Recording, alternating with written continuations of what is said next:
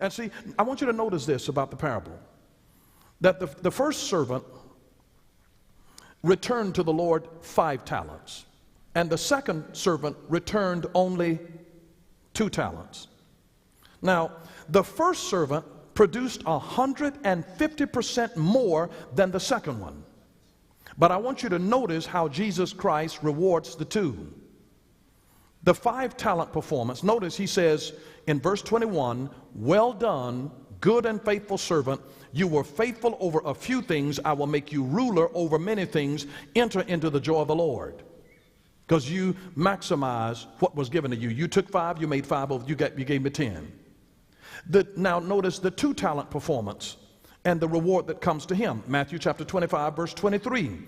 "Well done, good and faithful servant. You've been faithful over a few things. I will make you ruler over many. Enter into the joy of your Lord."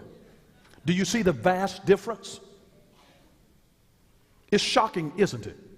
There's not even one difference in their reward. There was a difference in what they produced, but no difference in the reward. You know why? Because both of them maximized the abilities that were in them. One had 5, he made 5 others. The other one had 2, he got 2 others. It wasn't equal results, but it was equal effort. Equal effort. God rewards based on ability, not quantity. Ability. That's why this widow woman, who didn't think that what she had was much, surrendered that thing. Christ saw that although the first servant vastly outperformed the second in quantity, they both doubled what they had been given. And this is what I want you to see, is that to the human eye, their achievements were radically different. But to the Lord's eye, they were identical. Totally identical. And remember that Scripture has already taught us that to whom much is given, much is also required. And the one main reason that we really shouldn't judge and compare other people is because you don't know what people are dealing with.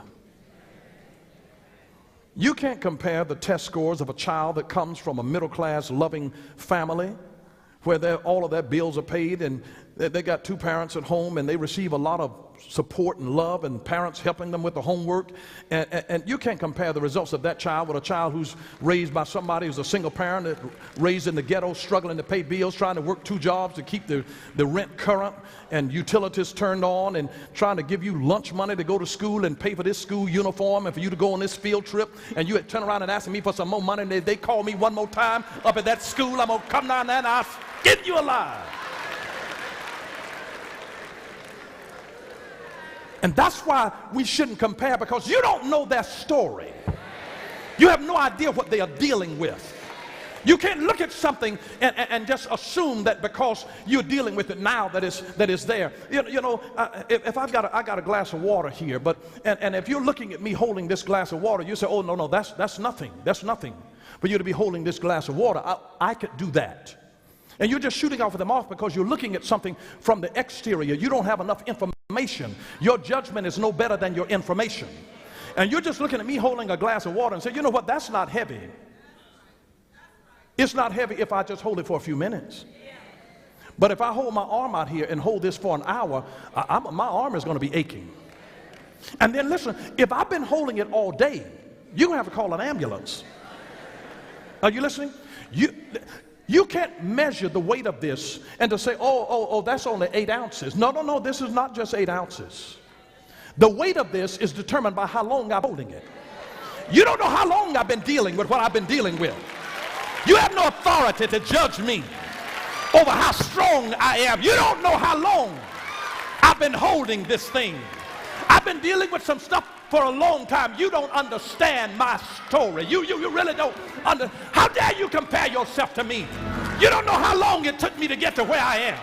It might look like this is easy to you, but you don't know where I came from. We didn't all start at the same level. I came out of a hole. You started off on level ground. You don't know what I've been dealing with and how long. Anybody understand what I'm talking about? That's the very reason that you don't compare yourself to anything and anybody else, because you don't know their story. You don't know their glory. You don't know what God's going to do in you and to you and through you. That's why we do not compare ourselves with anybody else, because they don't know how much stress you've been under, how much strain you've been under. They don't understand how long you've been carrying the burden of crying yourself to sleep, praying over a child that just won't do right. You talk yourself blue in the face, and they're looking at you like you're a bad parent, like you don't do anything to help your child. You are just as frustrated as they are.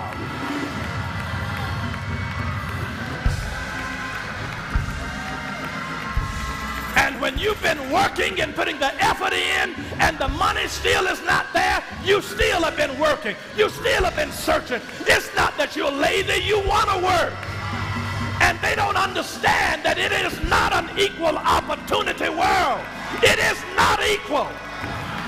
And you've been carrying something that is heavy, and somebody has the unmitigated gall to look at your 2 cents that you have been putting in and think that because they've got deep pockets. Does anybody hear what I'm talking about today?